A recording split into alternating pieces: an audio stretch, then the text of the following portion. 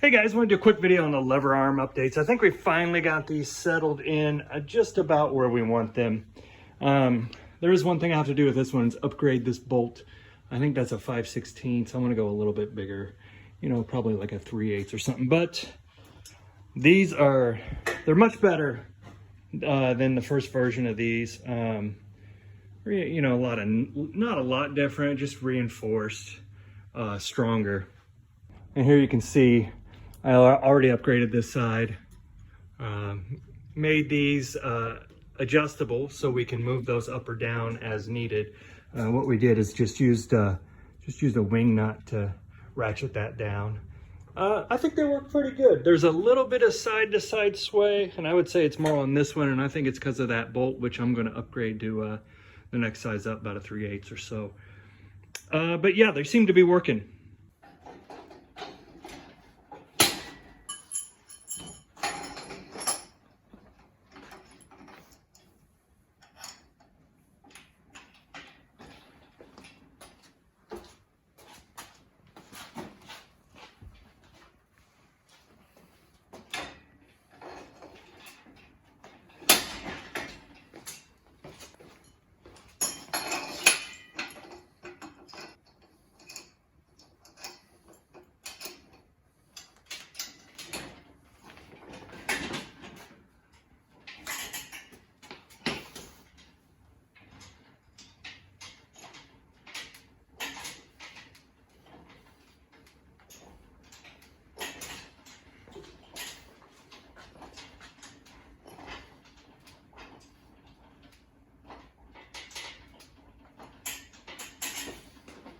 You can see we use these old chain collar collets for the end pieces here to hold the weights on. So that's one thing we had laying around from the old chain pieces we had.